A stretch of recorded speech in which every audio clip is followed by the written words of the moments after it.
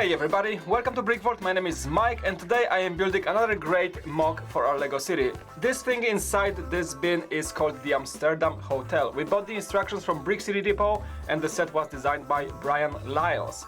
It is just over 2600 pieces, should take as long as any other modular. It's gonna be our next mock from the great guys at Brick City Depot after the mock coffee house we got some time ago. So it's gonna be a great addition. I have my instructions on my laptop right here. So let's just get started with this amazing build.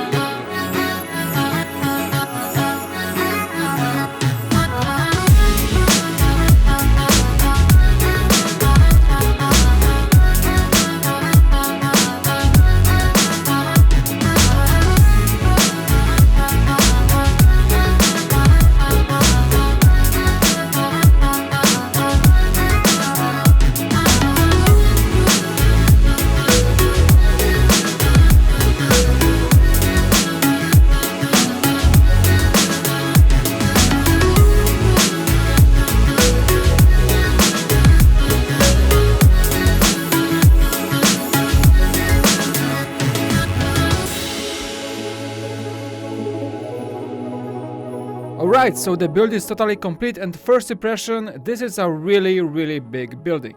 As you can see, it will probably stand taller than any other modular building in our Lego city right now. And I think this being a corner piece, we have to put it on the corner of course and somewhat close to another huge building.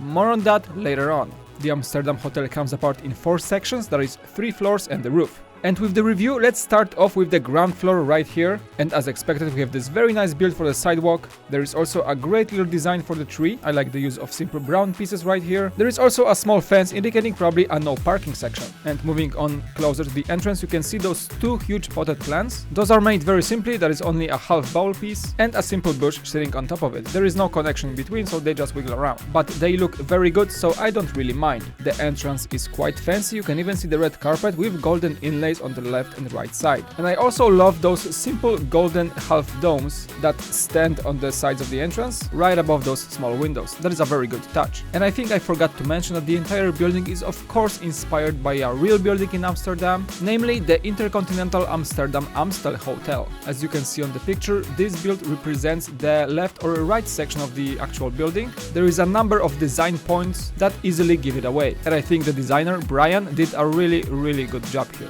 Anyway, let's get back to the build and let's just pick those floors up to start off with the ground floor. And as we enter the building, you can see the reception desk on the left. That is a very neat build with a small register, a piece of stationery and a potted plant. And if you go down the corridor, you can also see another piece of equipment that might be a coffee machine or even something else, I'm not really sure. And in the back of the corridor, you can see the sorting cabinet for incoming mail, or that even may be a piece of furniture to organize the hotel room keys. But let's go back to the main section of the lobby and you can see this beautiful grandeur staircase. And this whole piece holds a little secret, actually an Easter egg, that I was really die laughing while building it, because if you pick up the grand staircase, there is a worker skeleton underneath. Somewhat of a dark joke, maybe even connected to some legends or stories, I don't know, about the actual building. but nevertheless this guy is right here along with his wrench. Seems like he was very unfortunately buried alive during the building's construction. But anyway, let's put those stairs back to hide this gruesome scene, and right next to the staircase there is also a build for 2 chairs and a quite fancy looking fountain.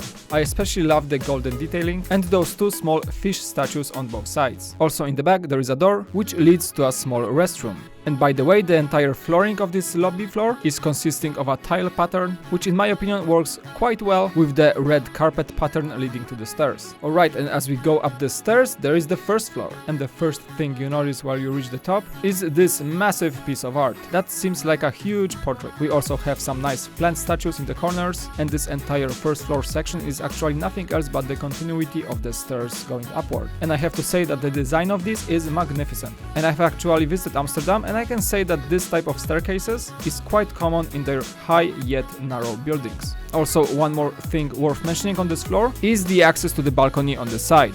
I think this piece of design breaks the entire building's shape very nicely. We also get a small outside table along with 2 chairs. They are not connected to any studs, so you can move them freely around. And this entire wall has a different color theme. As you can see, this is light blue, and the interior of this one is also very interesting, as the designers use this nice modified 1x2 bricks to create a very appealing pattern on the wall. But let's move up those beautiful stairs to get into the second floor of the hotel, which holds 2 rooms for guests. And one thing worth mentioning is that when you connect the floors together, you have to be quite careful to align the stairs correctly to not break any pieces off. It is not hard at all, it just requires a bit more attention. But anyway, we are on the second floor, greeted by the same modified bricks wall pattern and also another painting on the wall dividing the 2 rooms. And let's start off with the bigger room, and I can already say that the furniture in both of these is very nice. This one gets a king size bed that looks like it's very comfy and luxurious. Again, some golden details along with a wooden frame. This room also has a small nightstand along with a lamp and a single stacked drawer cabinet in the corner. The room next to it seems to be a smaller suite, has only a single bed, also the same type of nightstand, but this time with a VCR clock on it. There is also a double stacked drawer cabinet with the same build for a lamp, and also another piece of furniture with a TV on it. So this one is actually furnished better, but both rooms keep the same style of design and furnishing. Overall, it feels like the designer was able to put a lot of things into a small space, and it all looks very decent. And actually there is not much else to say about the interiors of the entire hotel, so let's move on to the roof section and the exterior detailing. And the main thing to say about the roof is that the shapes are captured greatly. There is some clever technique used to get those right angles. The roof has 4 panels that align perfectly, and it is all achieved by just using those hinge pieces. And I can honestly say that this is one of the best roof designs I have seen in any modular building. Everything just works so well and is so close in looks to the roof of the real building that I can do nothing else but bring a big thumbs up for the designer. We even have the pointy details at the very top along with the Netherlands flag. And let's also zoom out a bit to see the entire exterior once again, and I tell you guys, just look at it. The detailing is amazing. If you actually take a closer look, every floor has a different type of ornaments. So we have some arches in the first floor along with lights that light up the building at night.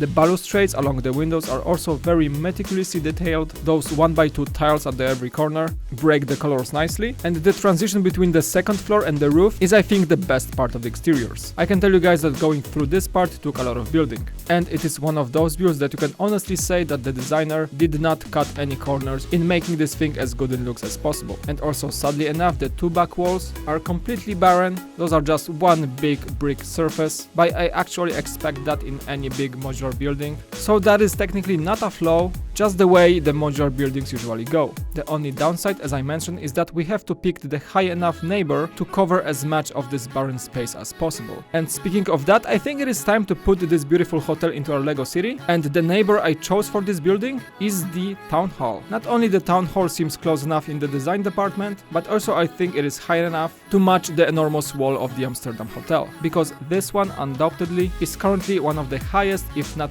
the highest, building in our modular city. And I am very glad that we bought the instructions and got all the parts, because overall this thing is totally worth it. And of course, as you may already know, that is the second building in our Lego city from Brick City Depot. The first one, the Smokestacks Coffee House, designed by Jason Lyles. By the way, I think that is the brother of Brian Lyles, the designer of the Amsterdam hotel. Is sitting right here next to the Parisian restaurant, and definitely Brick City Depot is keeping their quality up, and I look forward to getting some more instructions from these guys in the future. Because if they are keeping their skill up, at least at the level of the Amsterdam hotel, I am completely not hesitant on getting any other of their modular buildings. And once again, there you go guys, the Amsterdam hotel in our Lego city. I'm very glad that the city keeps growing all the time. Alright, and without further ado, thank you again so much for watching. Remember to hit those like and subscribe buttons and watch our city grow. Again, my name is Mike, and I'll see you again on BrickVault.